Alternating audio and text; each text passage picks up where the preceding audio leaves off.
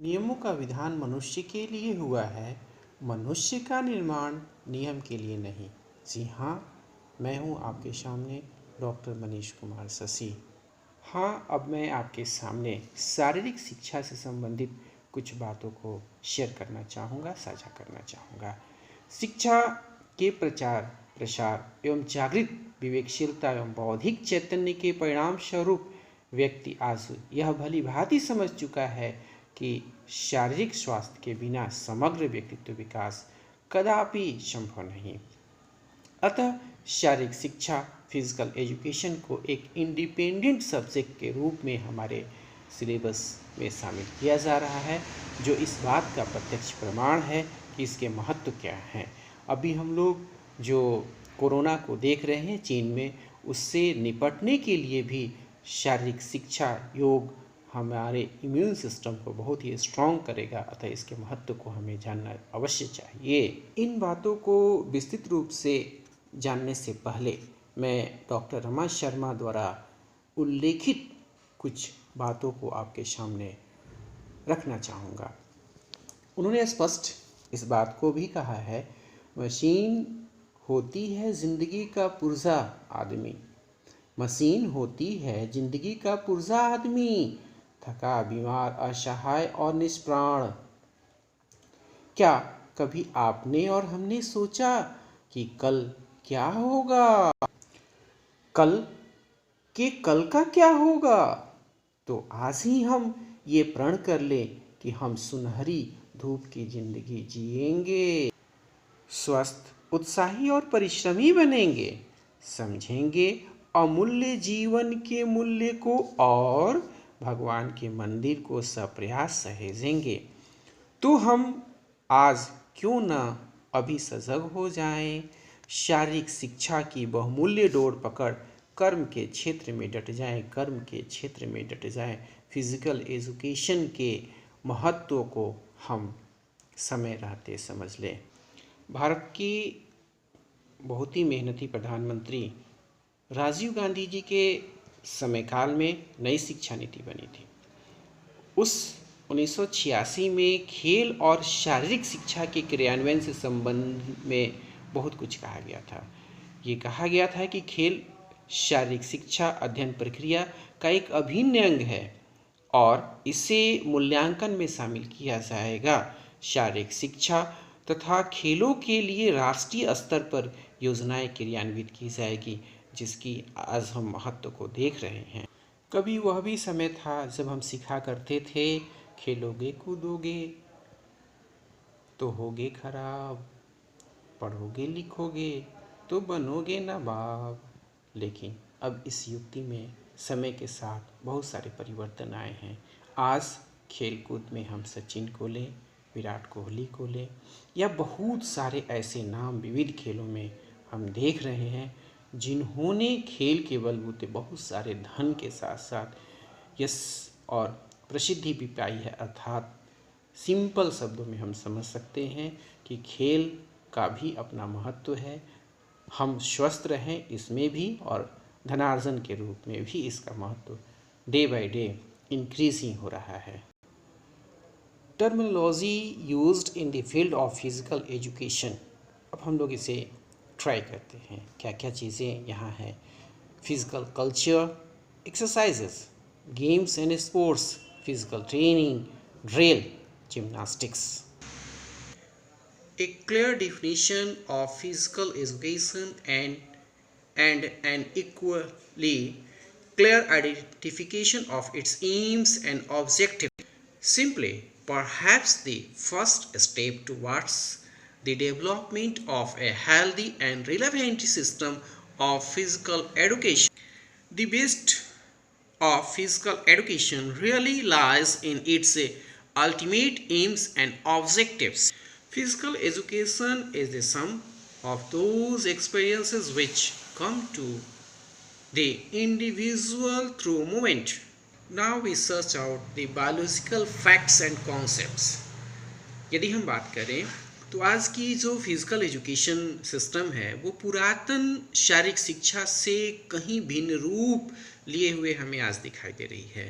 आज पुरातन जो अनुमान थे व्यूज़ थे उससे हम डिफरेंट अपने आप को देख रहे हैं। वैज्ञानिक तथ्य के साथ साथ कॉन्सेप्ट और सिद्धांत को भी हम लगातार पा रहे हैं। शारीरिक शिक्षा संपूर्ण मानव की आज शिक्षा बन चुकी है। मनुष्य के लिए यह जान लेना अत्यंत आवश्यक है कि जो भी शारीरिक क्रियाएं हैं मनुष्य के जीवन में, इसका बहुत बड़ा इम्पोर्टेंस है। अभी हम लोग कोरोना को चाइना के साथ साथ पूरे वर्ल्ड में देख रहे हैं।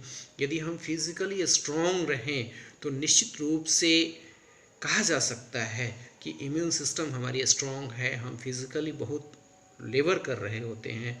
तो आप ये पाएंगे कि जो ऐसे ऐसे एपिडेमिक वर्ल्ड में आती है या किसी कंट्री में आती है तो एक खिलाड़ी इससे बहुत ही सुगमता से निपट सकता है। इसलिए हमारे फिजिकल एजुकेशन हमारे मेंटल के साथ साथ अपने फिजिक को भी काफ़ी स्ट्रॉन्ग करता है, और हम ऐसे जो भी कंडीशंस बनते हैं उसे हम सहजता के साथ लड़ करके विजेता के रूप में आगे आगे आगे बढ़ सकते हैं। यह हमारे इंडिया की धरोहर है। यदि हम महाभारत काल में भी देखें, रामायण में भी देखें, तो ऐसे खेल हमारे इंडिया की विरासत रही है। जब हम इंडियन सिविलाइजेशन और कल्चर की भी बात करते हैं तो वहाँ हम बहुत सारी चीज़ें स्पष्ट रूप से देखते हैं। इसलिए हमें आज स्टडी के साथ साथ फिजिकल स्टडी में भी अपना प्रॉपर केयर रखना चाहिए। अब हम बात उन पहलुओं पर भी करते हैं जिसके कारण हमारी शारीरिक गतिविधियां प्रभावित होती हैं। उसमें क्या क्या चीज़ें होती हैं? व्यक्तिगत भिन्नताएं होती हैं, सीखने की जो मेथड्स होते हैं वहाँ भी हम ध्यान देंगे, प्रेरणा की बात देखेंगे, सीखने की इच्छाएं होती हैं, उपलब्ध जो सुविधाएं होती हैं उसको भी हम देख पाएंगे, सीखने की परिस्थितियाँ कैसी हैं, इसके साथ साथ अभ्यास और पुनरावृत्ति कितनी दिख रही है, शारीरिक सक्षमता हमारी कितनी है, लक्ष्योन्मुखता के साथ साथ सीखने का हम कितना समय दे पा रहे हैं। यदि ये सारे 10 पॉइंट्स को हम देखेंगे तो हम ये पाएंगे कि हमारी जो एक्टिविटी है वो प्रभावित होती है इन पॉइंट्स के कारण। इसलिए हमें इस पॉइंट्स में सुधार करना चाहिए और हमें इस समस्या को निजात लेते हुए हमें आगे बढ़ने का प्रयास भी करना चाहिए। शारीरिक शिक्षा के महत्व को हमें पहचानना निश्चित चाहिए। अब हम ये सीखते हैं, जानने का प्रयास करते हैं कि विद्यालय में जब खेलकूद का आयोजन होता है तो क्या उसके कुछ बेनिफिट्स हैं या सिर्फ हार्म ही हार्म है।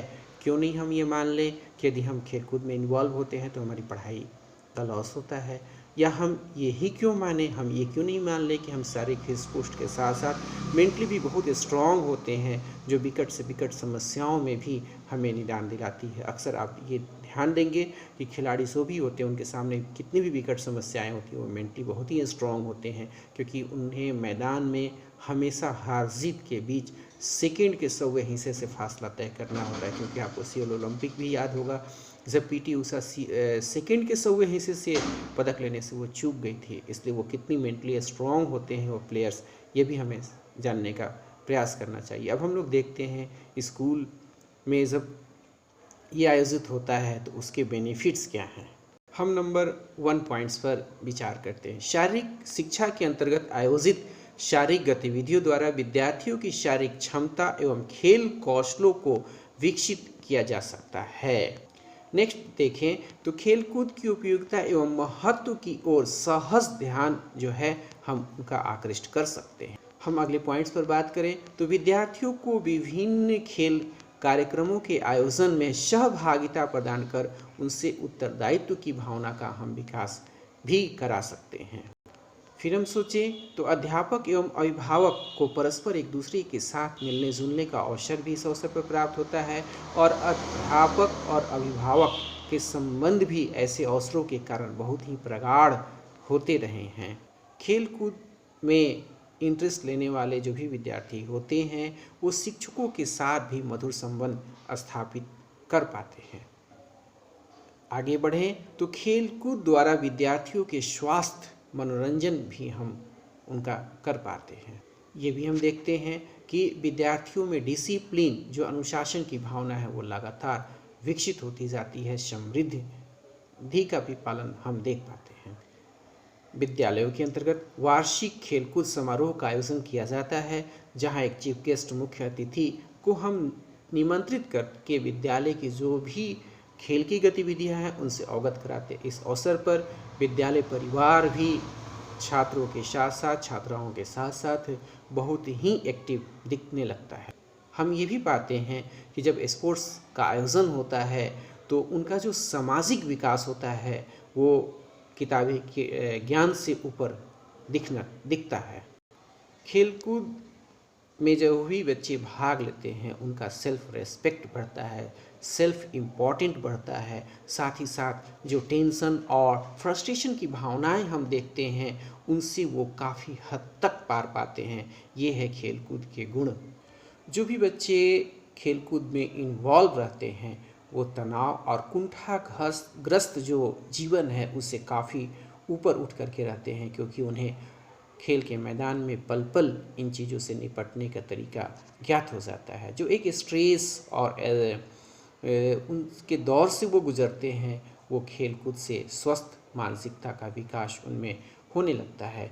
तो हम ये चंद शब्दों में कह सकते हैं कि खेल कूद पर हमें विकसित करने पर ध्यान देना चाहिए और एक छात्र के ऑलराउंडर डेवलपमेंट के लिए खेलकूद बहुत ही ज़रूरी है। इंटीग्रेटेड के साथ साथ ये होलिस्टिक प्रक्रिया भी हम देख पाते हैं। इस विषय पर आगे और भी कुछ बातें होंगी। चलते चलते समर्थ रामदास जी की कुछ युक्तियां हमें याद आ रही हैं, मैं आपके साथ शेयर करना चाहूँगा। मन की प्रसन्नता से समर्थ गुरु रामदास, मन की प्रसन्नता से समस्त मानसिक और शारीरिक रोग दूर हो जाते हैं और हमेशा दूर दूर दूर दूर ही रहते हैं। इसलिए हमें अपने ज्ञान बढ़ाने के साथ साथ स्पोर्ट्स से निश्चित रूप से जुड़ना चाहिए। इन्हीं शब्दों के साथ जय हिंद।